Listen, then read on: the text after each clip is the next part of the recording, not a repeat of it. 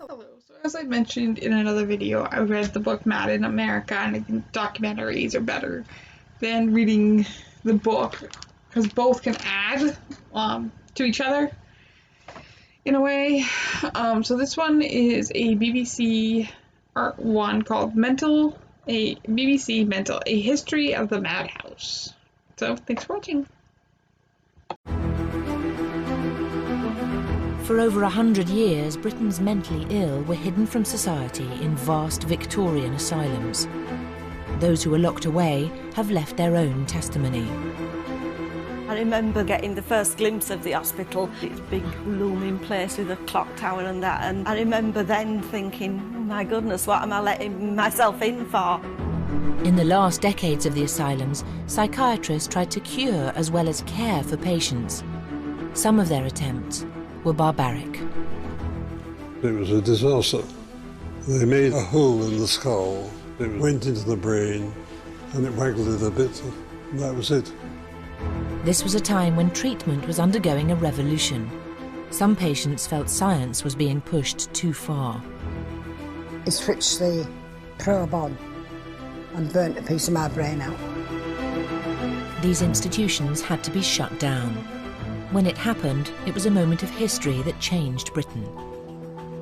This is the story of the closing of the asylums and the often troubled lives they left behind.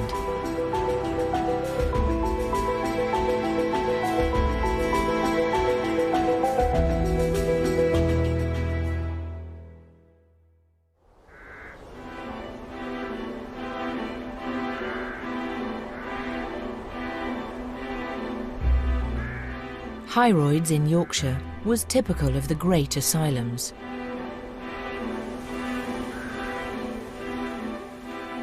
It was a village in its own right, with its own farms, a butcher, a bakery, even a railway station that ran right to the centre of the asylum.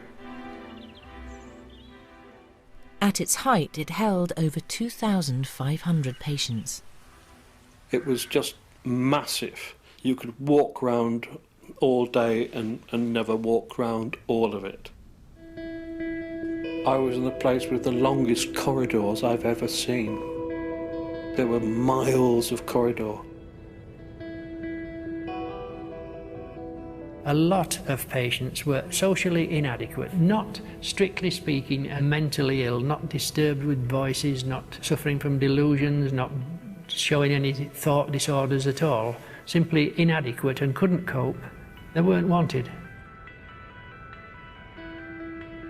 Those good burghers of Leeds and Bradford who'd sent the patients in here would certainly have thought that they were doing the right thing by the patients, although really they were doing the right thing by their towns. I think that word dumped, it's an awful word, isn't it? But you could think, and I think rightly, that a lot of patients were dumped here by their relatives, by the community. They weren't wanted, and Hyroids was a convenient place for them. It was not just Hyroids. Many of Britain's asylums contained patients who had been locked up for no clear psychiatric reason. People got admitted on all sorts of dubious grounds that didn't really have anything directly to do with their mental states. Their families had abandoned them, and there was no one to support them outside the institutions, even in the 1950s. Some patients ended up in the asylums for a very long time. This patient used to be a skilled gardener. He came here 35 years ago. And here's an old soldier. He fought in the 1418 war. Many patients were admitted on genuine medical grounds, some of them easily treatable outside hospital nowadays.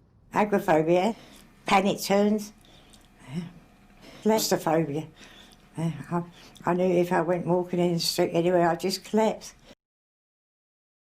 Honestly, for the reasons the woman just said, I couldn't imagine being put into one of these places, especially with everything, like, I've read about them, and watched videos on them, how horribly mistreated the patients were. It's like they didn't have any rights.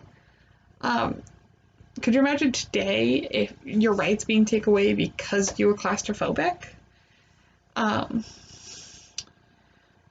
And though the mental health field has improved its quality, is nowhere near where we should be as far as treating our clients and treating people who are mentally ill. So let's keep watching. After the war, Joan Tugwell had left the army and was suffering genuine mental distress. She was 25 and living with her foster parents. Panic attacks were making her life a misery. I went to bed one night and I thought I couldn't breathe, so I kept screaming out to Mum, I can't breathe, I can't breathe. St John's Hospital near Aylesbury was Joan's local asylum. For her family, it seemed to offer some hope of refuge. She was duly committed to care. My mother asked if I could go in, because she knew I wasn't well. Upstairs they had 2 big dormitories, and each of them had about 30 beds in one dormitory. So the top of one bed was down this way, the next bed up that way, and the next one down here, and then the next one up there, so that they wouldn't breathe into one another, because we're so close you'd actually could get in to go to bed. I said, we ain't got much room to move about. It was to be the start of a third of a century inside mental hospitals for Joan. In the early 50s, the regime was harsh. Some of those she met were not what she would have thought of as mad. You would wonder yourself why half of them are in there. Nothing wrong with some of them, I mean. There was nothing much wrong with me. The asylum life was empty and repetitive. After months on her ward, Joan asked the nurse if she could help with the beds. It was a way of occupying herself for a part of the day. I asked if I could make the bed. I couldn't stand there and watch her making 60 beds without giving her a hand. So we both made all the beds. Alcohol offered an escape from her feelings of anxiety. One evening in the asylum, Joan got hold of some spirits and ended up drunk and in the wrong ward. I was supposed to climb over the gate, went in and said good evening to all the staff, and I passed out because I was drunk. When I came round, I was in a padded cell. They're frightening because you don't hear them and they can't hear you. Everything's all rubber. And you have canvas night dresses and canvas blankets. If you shouted, they wouldn't better hear you. Despite the vast majority of patients having committed no offence, life in the asylums was dominated by security. The wards were not opened. The doors weren't left opened. The doors was open to let the patient out and then closed after he'd gone. There was a quasi-prison atmosphere there. The only crime you could commit if you're a patient was to escape. In many ways, the large asylum still housed inmates rather than patients. Conditions inside had altered little in the last half-century, but change was on its way.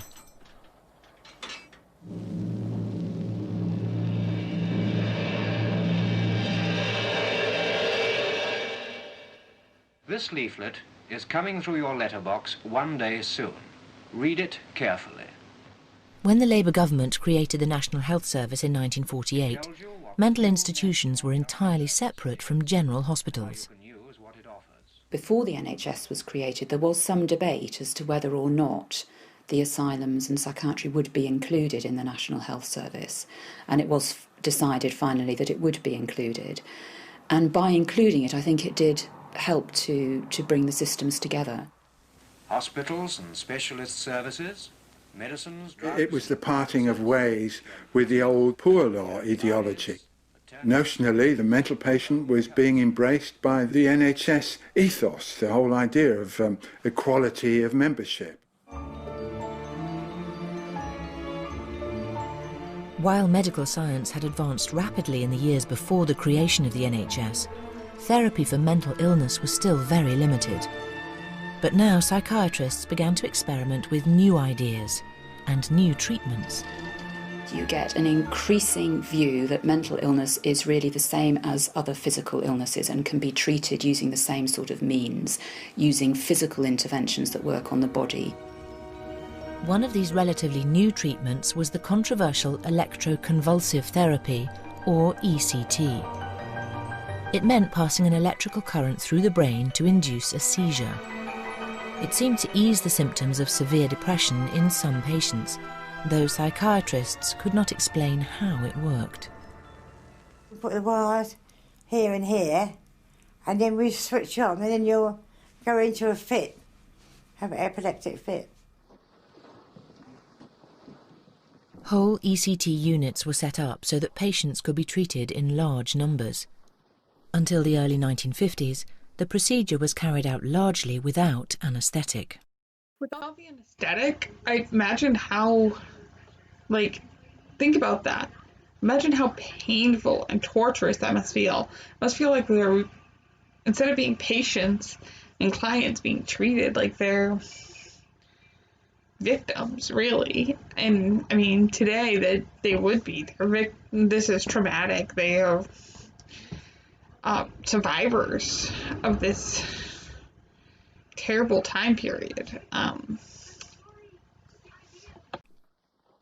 A member of staff would lean heavily on the knees, another one at the ankles, and one at each side holding the shoulders down, and the consultant applied an electrical charge through the brain.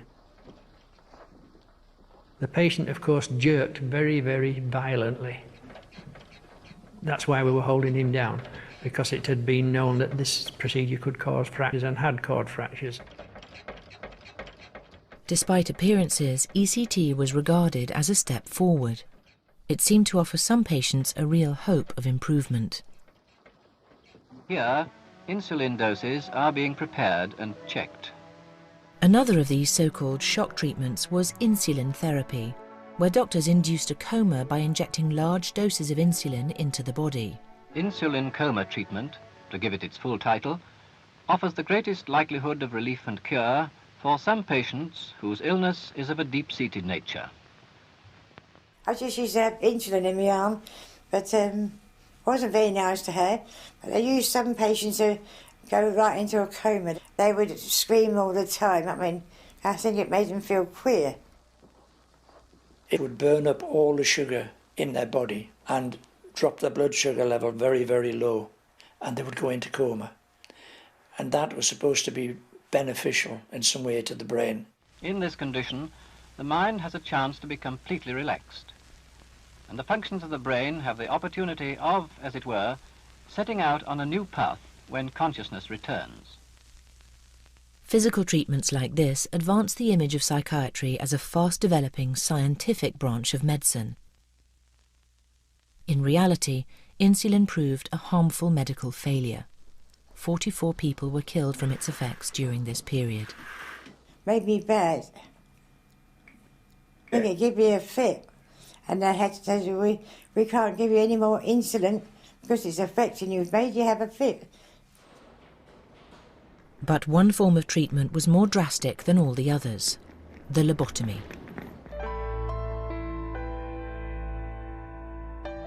Some psychiatrists believe that by removing sections of the brain itself, certain serious mental disorders could be permanently treated. At least 15,000 of these operations, known as prefrontal leucotomies, were performed in Britain. It was a disaster. There was a blind operation. They made a hole in the skull over which the so-called probe went into the brain, and it waggled it a bit, and that was it. There was no, until much, much later, any attempt to refine exactly where the cut was made. There was lots of patients walking around with two holes on either side of their forehead that you could see the actual dint where the skull had been trepanned away and an instrument had been put in. One wonders if it'd been better if they'd been left alone. I had the misfortune to have recommended, in all, 16 of them, 16 patients who had the operation, and was of no benefit whatsoever to any one of them, and some of them had the tragedy of personality change. Towards the end of the 1950s, this crude form of prefrontal leucotomy was phased out.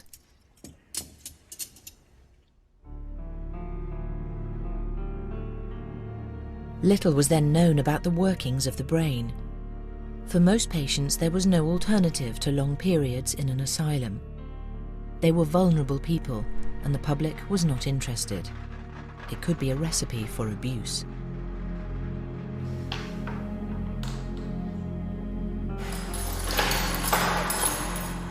Derek McCarthy began his career as a psychiatric nurse in 1957 at St Nicholas Hospital near Newcastle. He was shocked by the treatment routinely handed out to long-stay patients. The first time was on the first day on the first ward that I worked on, when the charge nurse that was showing me round smacked an little old blind man across the back of the head so fiercely that he flew across the room and hit the wall. I was very shocked because the charge nurse had been quite nice to me when I came on the ward. And I was a bit lost for words, and he said, don't you know if you live among shit, you become shit? Just wow to what that woman said. Like, if you live among shit, you become shit. Smacking somebody that hard. Could you imagine the repercussions today if somebody was to do that? They'd be horrendous. It would be one of those things that would be blow up on social media. But back then, that was common. That was, I'm not saying it was good, but it was common. It was something that a lot of patients had experienced. And imagine seeing that for the first time from this person that you just saw be so polite to you and treat you with respect, and then turn around and treat this other person with zero reconsideration. They were considered lesser, not even human. This kind of brutality was considered almost inevitable for some of the categories of the mentally ill. On the ward for difficult patients, Derek's colleagues called this tough approach thump therapy. The patient had been acting rather histrionically, sliding off his chair onto the floor. And this was during the unofficial staff rest time at dinner time. Eventually, the charge nurse of the ward got sick of this and disappeared into the toilet area. He came out with an enamel bucket full of cold water and threw it all over the patient in the day room, everyone to see, and then rammed the bucket over the top of the patient's head. And within a few seconds, the patient had slid back on the floor again. So he called a staff nurse, and they dragged him by his collar across the floor into the bathroom area. They later shouted for me, and I went in, and they were holding him under the water in the bath, bringing him up and then pushing him under again. When they stopped, Derek had to dry the patient off. I went to the charge nurse who was then in the office and said, he's completely dried down, I put new clothes on him, can I have the key to get the socks and the shoes out? And he said to me, what do you think this is, Butlins? Send him out as he is. There was no evidence of this kind of treatment at Hyroids, but investigations in subsequent decades revealed persistent abuse at other asylums. I'm convinced it was endemic, and in fact inquiries later on proved that the same things were going on in other male sides of mental illness hospitals right throughout the country. By the mid-1950s, almost half the new NHS's beds were given over to mental illness or mental disability, and the cost was mounting. Hope came from the laboratories of scientists working on a new generation of drugs.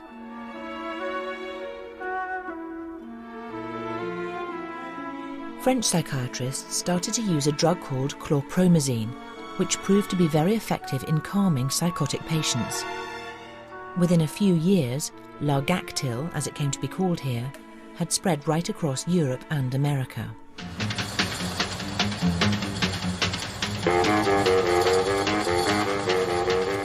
It was the first in a new range of drugs now pouring out that were to revolutionise the way mental illness could be treated. These drugs promised the end of the locked doors and iron bars, and ultimately the end of the asylum system itself.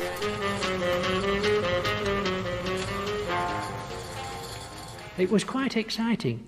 You know, this was something new, and we as student nurses were allowed to get involved in it.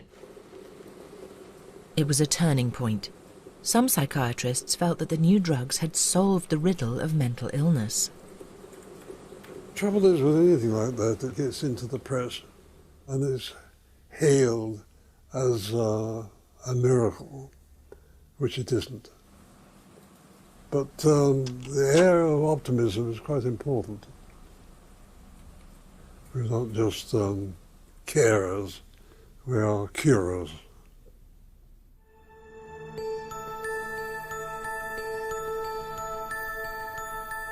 The new spirit of optimism was felt keenly at Hyroids. Doctors here became pioneers of the new drugs research, much to the benefit of the asylum's grim image. It had a pretty formidable reputation, you know, in the sense that it was run in some respects like a prison. And there was a keen desire in the early 50s to change its image for the better. Dr. Roy Hullin started his career as a biochemist. He was invited to Hyroids and given his own staff to research the effect of the drug lithium on the brain chemistry of patients. I wanted to do biochemical work on patients, on the manic depressive patients on whom I'd got some useful results. The idea was to do a balance of what went into the patient and measure what came out. Dr. Hullin's research proved a vital step in establishing lithium as one of the most prominent new drugs. It is still widely used today as a treatment.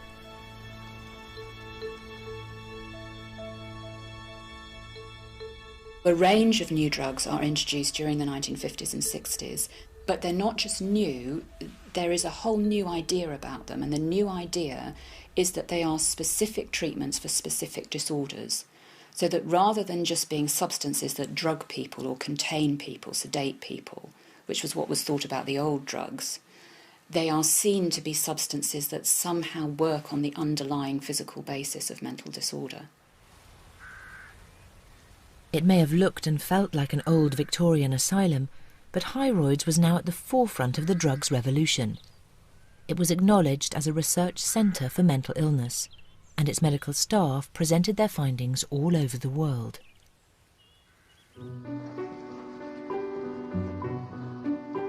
The new wonder drugs created hope for the future. But even before they arrived, some enlightened psychiatrists had started to develop a more humane approach to care on the wards. The first thing we did, apart from improving their clothing and the decorations of the place, was to find occupation. I worked on the principle that unemployment was evil. Alongside the advances in treatment, some patients were now being given a new programme of activity. Healing is the hallmark of the hospital. These handcrafts are one form of it. A piece of homemade cloth or a basket, these are proof to these ladies that they can still do some things as well as anybody. And even if the work is slow and clumsy, it's better than brooding. Occupational therapy, this is called. It's serious scientific treatment. But more fundamental reforms were taking place.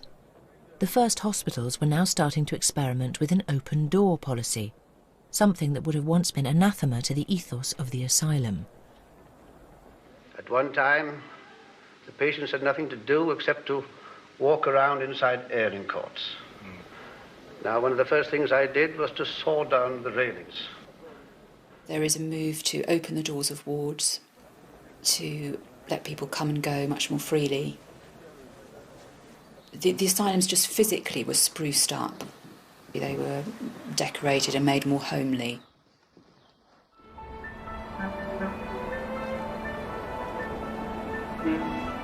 In the mid-1950s, there were over 150,000 patients in mental hospitals, more than at any time in their history.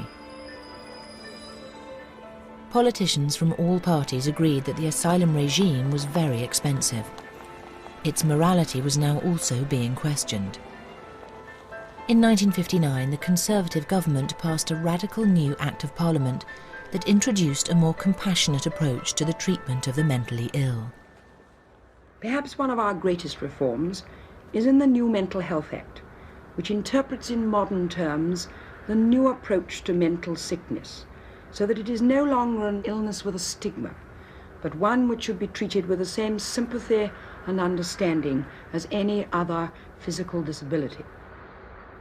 Stigma is something that obviously still exists today. In fact, in college, they try to have you constantly thinking of what you can do as a caseworker to reduce stigma. But it's also what we can do as a community to reduce stigma. The initial act here that they're talking about came from a good place, but more still needs to be done every day in the mental health field in order to provide the quality care that these patients need. The nation's conscience had been pricked. Britain was coming face to face with its asylums, which had quarantined the mentally ill from society for over 100 years.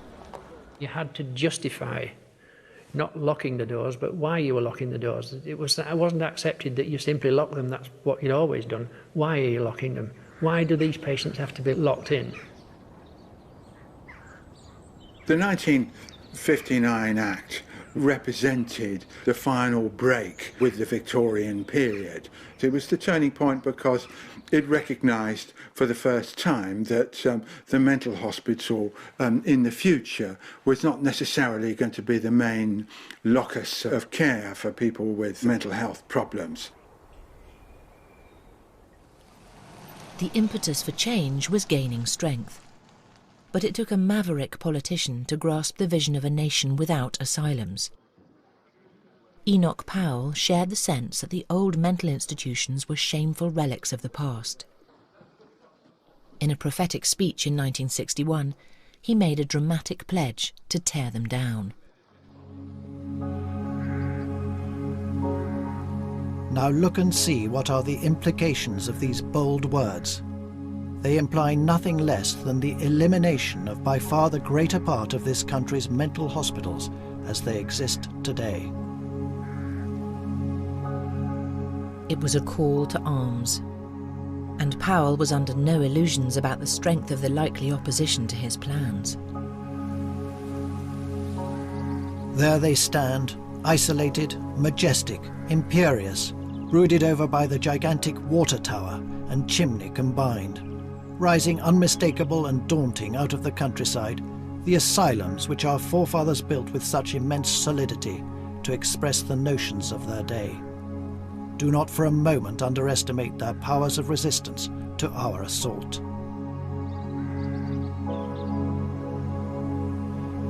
The water tower became the defining image of the speech. Enoch Powell was determined to remove everything it stood for and replace it with a new model of care based in the units of general hospitals and the community. He foretold the end of the mental hospital regimes. At that time, there were 100 or so in this country. None had closed. None of them had any intention of closing at that time. So this was a visionary speech that was looking beyond the current regime to a completely different social landscape. It was a national social conscience that was awakened, and it was the beginning of the end for places like this.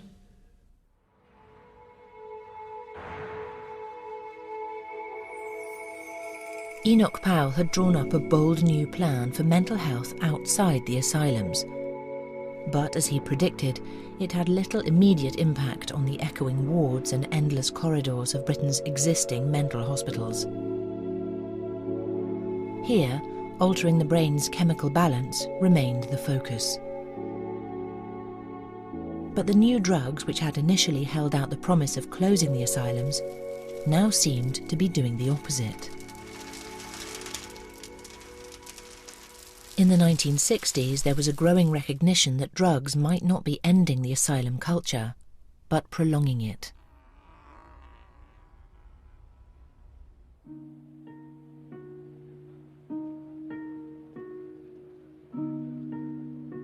A BBC documentary in 1969 found that conditions within mental hospitals were still disturbing.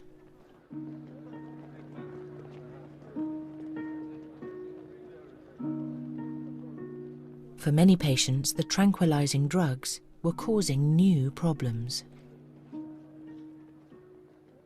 They are basically sedative drugs, but they produce a very special sort of sedation, which is a bit like having Parkinson's disease.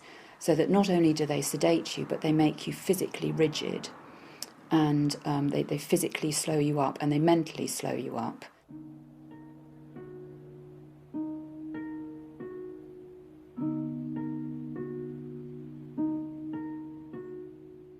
It was a heavy-handed approach, which sometimes left patients more like automatons than human beings. It felt at odds with the liberated spirit of the 60s. To me, it was like the system came down on me so heavily, straight away. It was just, you know, as if things like drugs and shock treatment was the answer to my unhappiness or whatever, which it certainly wasn't. It made things a lot worse. Jean Davison was brought up in a working-class district of Bradford at the end of the 50s. It was very much expected of me that I leave school and go to work in a factory or some kind of dead-end job, and that was difficult because I found it boring. In her teens, she began to feel depressed and alienated. I was dissatisfied with my lifestyle, and I suppose that in a way was the start of it, this sort of feeling that I got that life was empty and meaningless. Jean felt that she needed someone to talk to. She asked her GP for an appointment with a psychiatrist, who recommended that she spend a week of rest and observation at Hyroids, her local mental hospital. Right back from childhood, you'd sort of joked with other kids saying they'll take you away in a green van to Hyroid. You know, it was the mental hospital that we all knew about.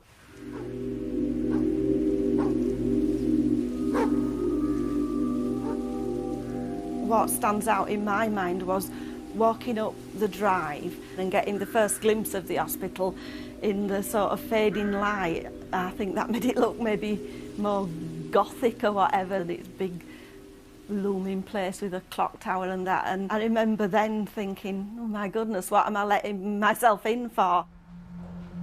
Jean arrived on a ward when medical confidence in the positive effects of drugs was at its height.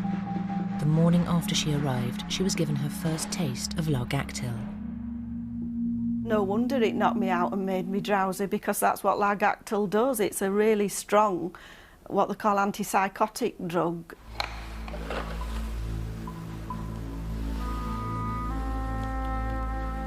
While heavily drugged, Jean was persuaded to sign up to a course of electroconvulsive therapy. ECT was routinely being carried out with anaesthetic, but the procedure was still terrifying for a teenager who had had no previous contact with psychiatry.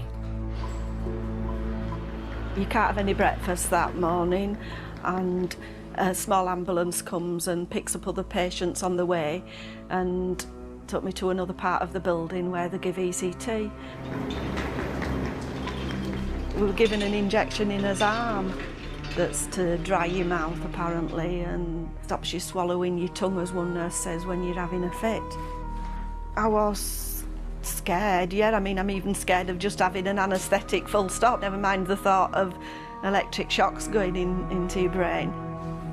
They came round with a hot water bottle and we'd put it on the back of our hands to make the veins stand out for the anaesthetic injection. And I remember feeling really powerless, laid on my back, having this injection. I panicked and wanted it all to stop then and tried to sort of fight them to stop them doing it then.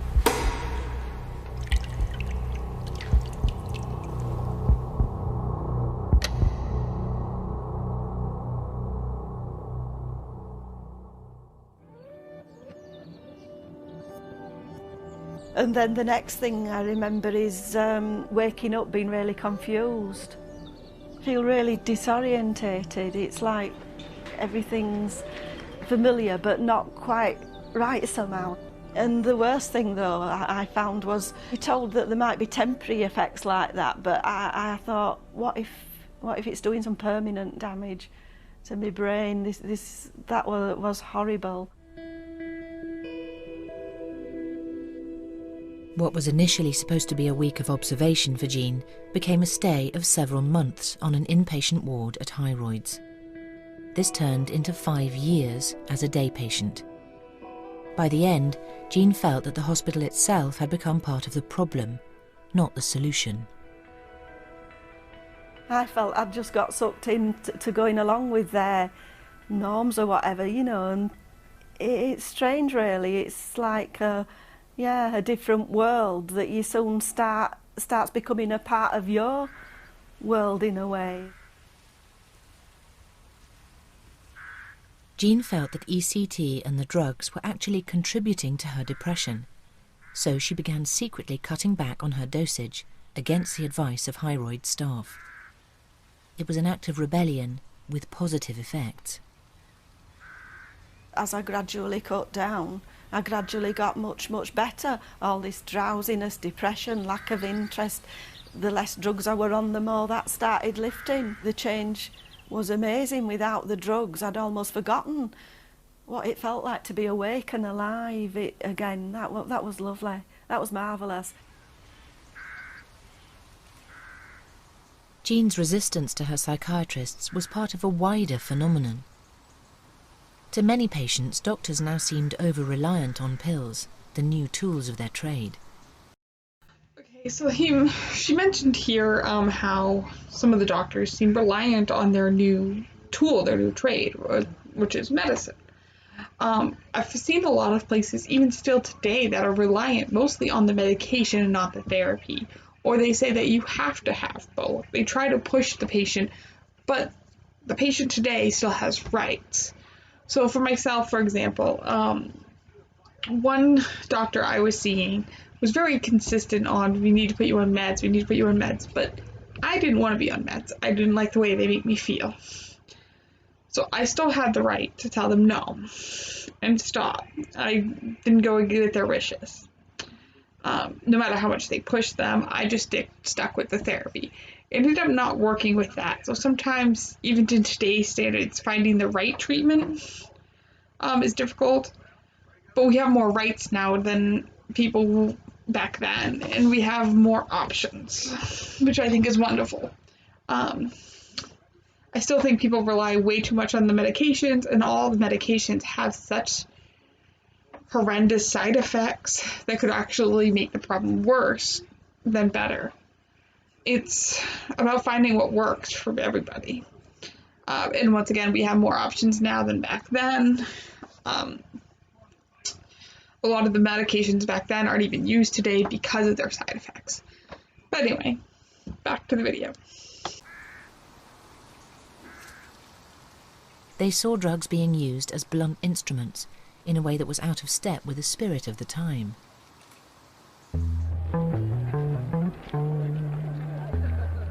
Britain in the 60s was undergoing enormous social changes.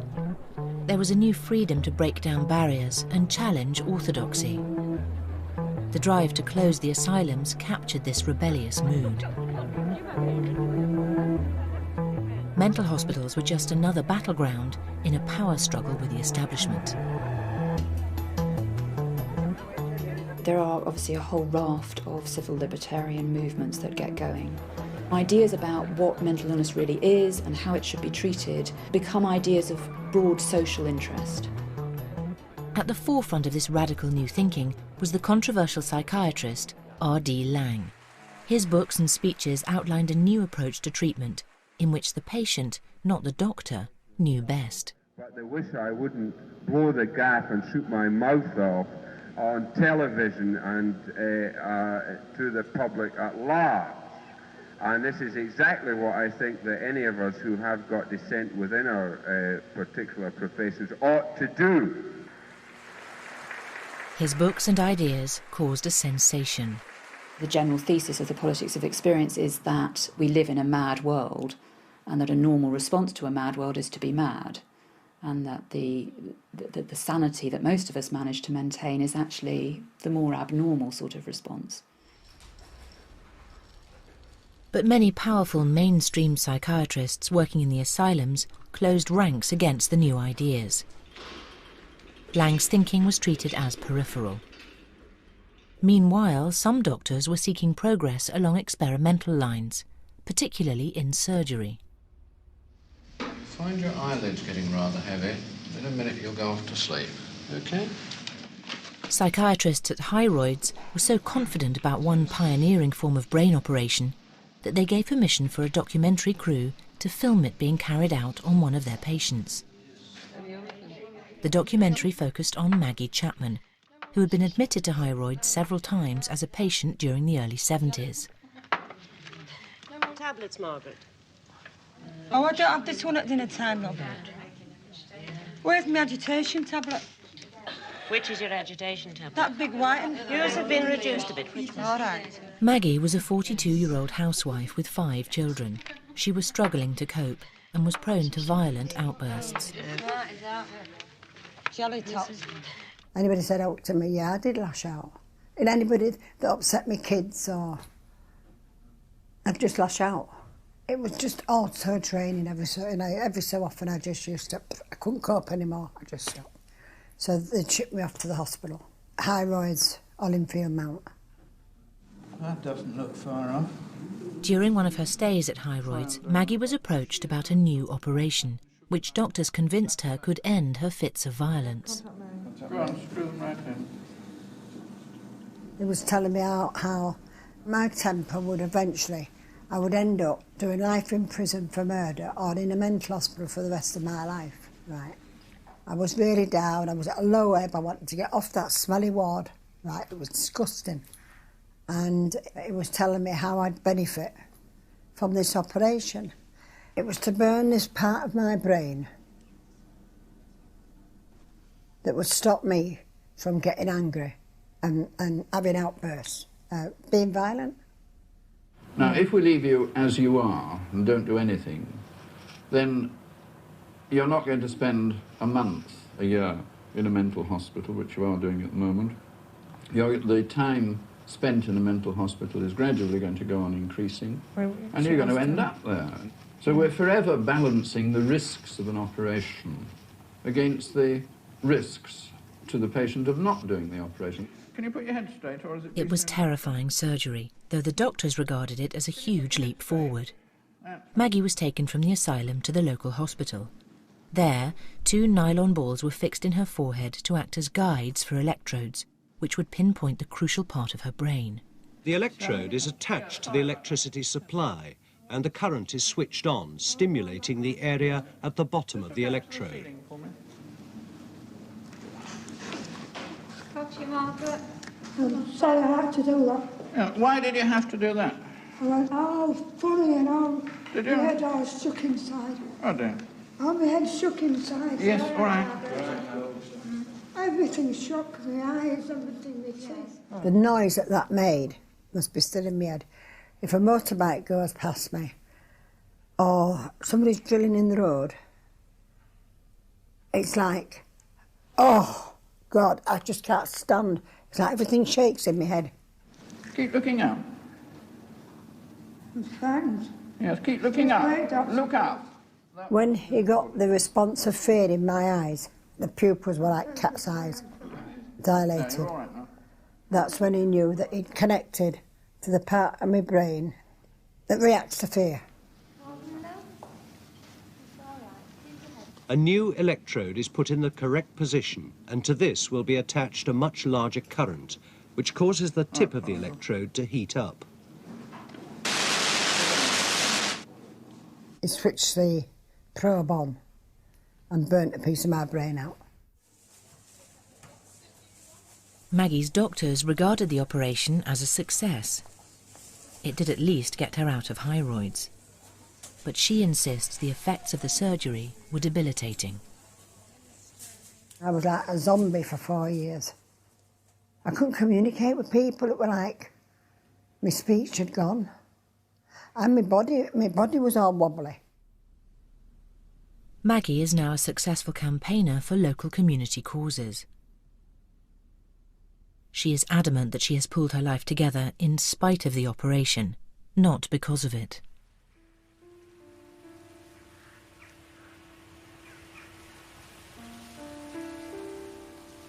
Her experimental treatment is now a piece of surgical history. Maggie still bitterly regrets what was done to her and how she was persuaded to consent to it. I don't think I needed that treatment. And I look at it this way, right, that there was more violence inflicted on me than I ever inflicted on anybody. That was GBH, what they did to my brain. I'll never forgive them for it.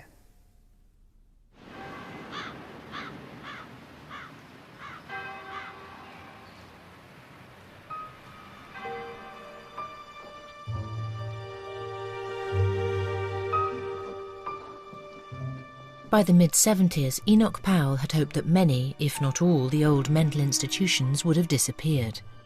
But not a single asylum had closed. Britain had entered a recession, bringing drastic cuts in health spending.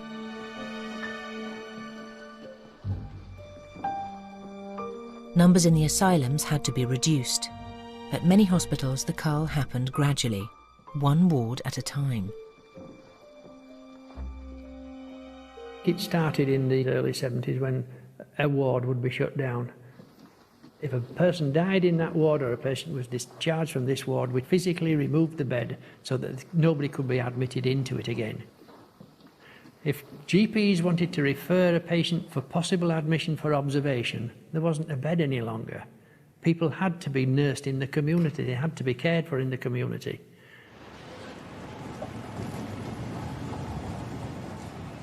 Throughout the 1970s, almost every asylum in Britain remained open. But as individual wards shut down, many former patients were tipped onto the streets to cope with life outside. In the early 1980s, the BBC's Brass Tacks programme found that it was left to charities like the Salvation Army to pick up the pieces.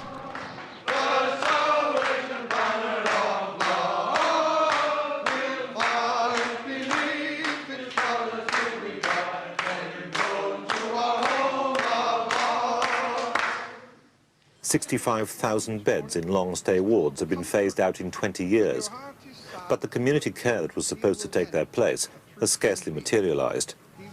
The long-term mentally ill are still with us, but now in many cases fending for themselves. And I will comfort you today and every day. Honour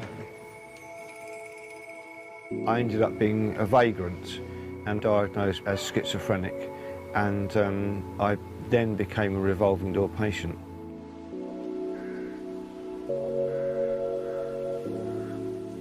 Hellingley Hospital in Sussex was home to Andrew Voice at various points in the 70s. He had had a nervous breakdown when he was 23 and ended up being committed, then discharged several times in a row.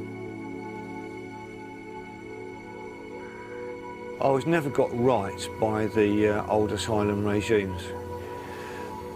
They would give me medication by injection.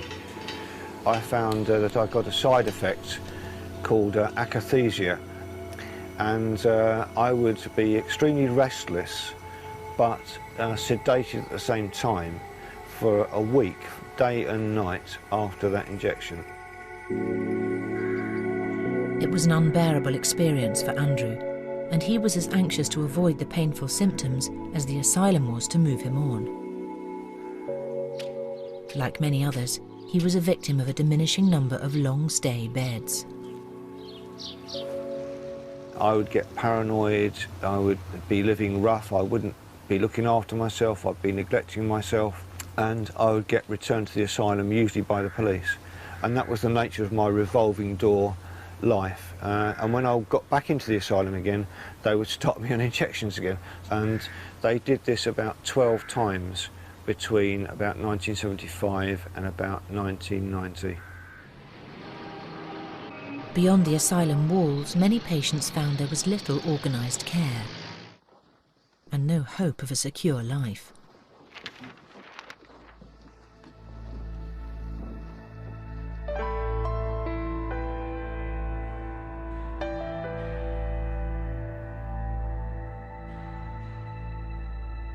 But there was no going back.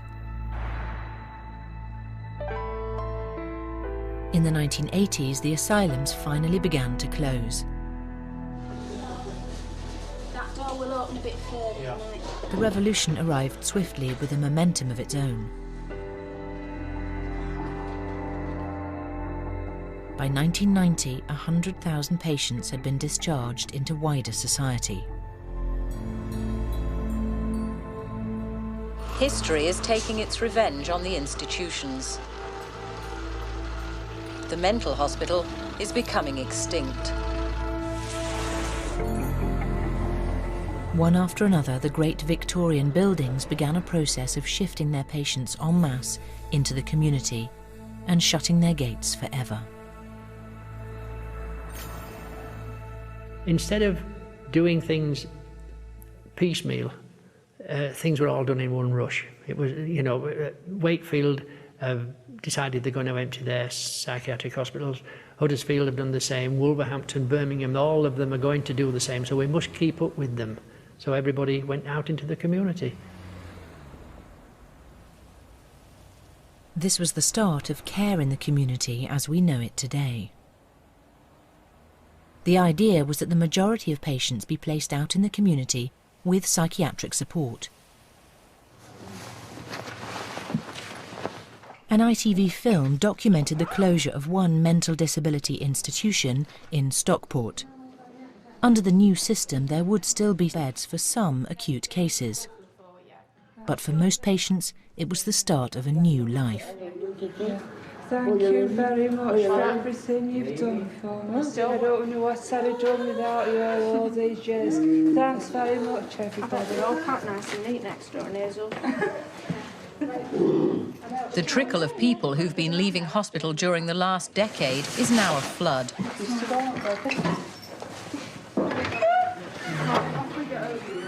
It's a revolution against institutional care.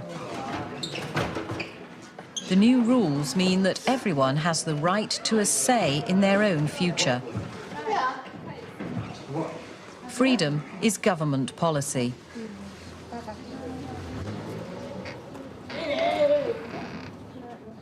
The asylums were closed down by Mrs. Thatcher. She's a strange person to thank for an act of social justice, but we have her to thank for emancipating us former psychiatric patients by closing down the old asylums. With the closure of the asylums came a new spirit among patients. As they began to confront the realities of life outside, they found a new self-confidence. It was a chance to share in the individualism of the time. Once you actually stopped destroying people's lives by locking them up and destroying any kind of individuality, you actually did open the floodgates for saying, hang on, there's a set of people who believe they're actually worth more than that. Amidst the wreckage of the asylums, a grassroots movement sprang up, in which patients challenged doctors' preeminent role in decisions about treatment. The user movement, as it was called, campaigned successfully for patients to be more than the passive recipients of psychiatry. Now we have a system where people expect to be and want to be knowledgeable about their problems, and they want to be involved in the sorts of treatments that doctors prescribe.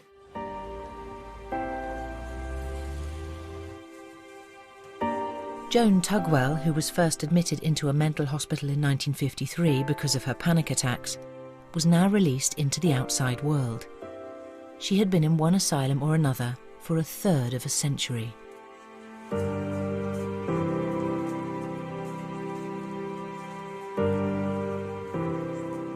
First thing we're being free. I mean, after 33.5 years, it's a long time. You've got to know how to go about it when you're out in the community. You've got to do things for yourself. Joan's transition to the outside world was filmed by her local health service to show the challenges of care in the community. Long-term patients had to get used to a life in which decades-old daily routines were left behind. The reality wasn't all Joan had hoped for. When they put me out in the community, I had no bulbs. No bulbs, no light. I had no carpet. I had nothing to cook on. I had nothing to put in the fridge. I had no money, and I was in debt. And that's how they left me with hardly anything.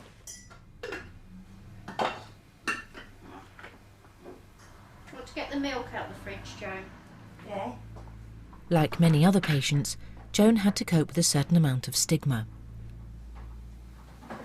With the shelter of the asylum gone, old prejudices came to the surface. Is there any milk in there? When I used to appear off the bus and I was walking to my flat, they'd all call their children indoors until I was out of sight. Not nice, really. I said, what is it, I'm going to hurt them or something?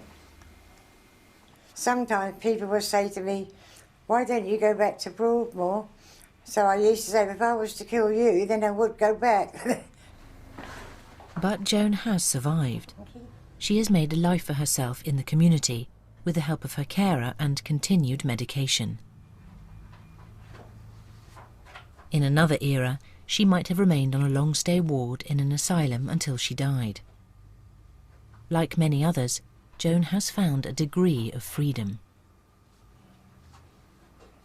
I felt really optimism that there was a future in the community for people, and that we could set goals for ourselves and we could achieve things, and we could begin to take a bit of control over our lives. But the euphoria was short-lived. The political honeymoon for care in the community was over very quickly. In December 1992, at Finsbury Park Tube Station in London, a recently released psychiatric patient stabbed a passenger in the eye and killed him. It was the most notorious of several disturbing incidents, which jolted the public's ideas about the new form of care. It sparked panic in many parts of society. It's 11 a.m. in a North London police station. Officers are being briefed about a potential killer, not by a colleague, but by the man's psychiatrist. And the problem over the last 3 weeks has been increasing threats of violence, and specific threats of wanting to kill variously his probation officer, his girlfriend and his mother. In 1997, the BBC's Panorama programme followed the work of a consultant psychiatrist in North London. Where we think he is at the moment. It was a vision of psychiatric services that nobody involved in care in the community wanted to see. Straight over. Both psychiatrists and police judge overwhelming force is necessary.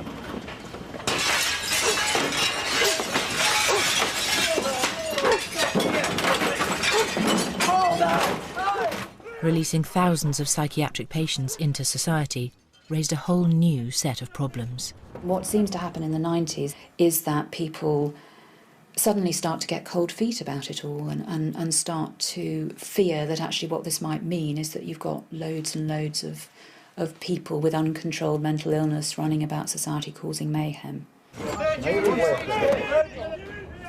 The newly elected Labour government was clearly on the side of safety first. The Health Secretary Frank Dobson openly declared that community care had failed.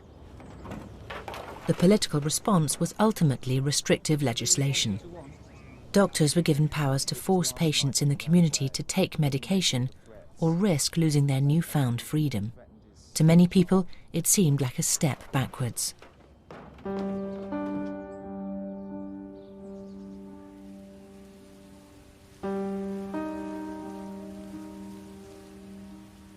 Thyroids was finally closed in 2003. It was one of the last relics of the asylum network, and like many others, was bought by developers to be turned into luxury flats. I felt it was past its best by. It had done its duty, it had served its cause. But people like these are unfortunate. They still need to be cared for. This place did indeed provide refuge from the world for some patients. Asylum in the true sense. Some feel that this ideal of protection and rest has been lost. That the community can never replace this kind of institution. Well, my feeling is that the whole concept of community care is a disaster. I don't think that the community cares. Not on my patch, though, is the motto. There are even those who think that the failure of the asylums has been exaggerated.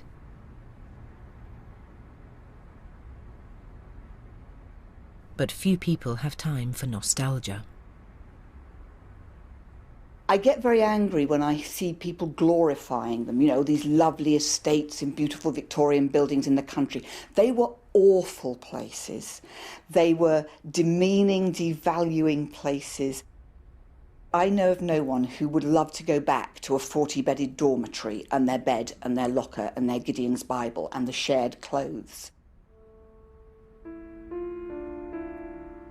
Britain's asylums are now closed forever. These were once extraordinary places, home to more than 150,000 people at their height. But they had outlived the ideals of their Victorian architects, and too often had become dustbins of humanity. What they leave behind are the lives they transformed.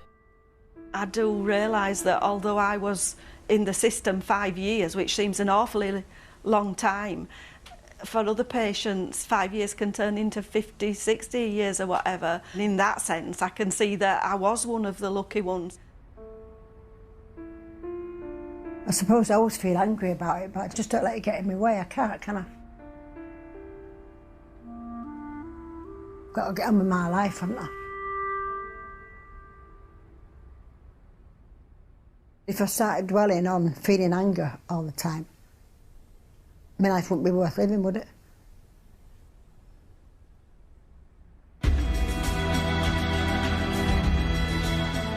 The Open University has produced a CD exploring creative responses to mental health. For your free copy, go to bbc.co.uk/headroom or call 0845 366 8015.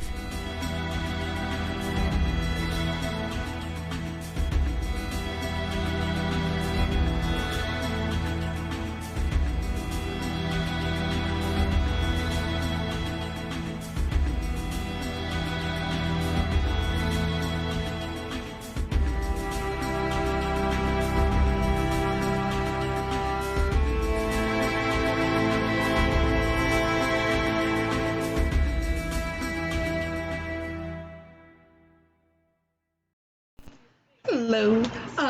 So this is the end of the video. Don't forget to like and subscribe. It helps me basically. I make these videos for myself, but it helps knowing that if somebody else liked it. So thanks for watching.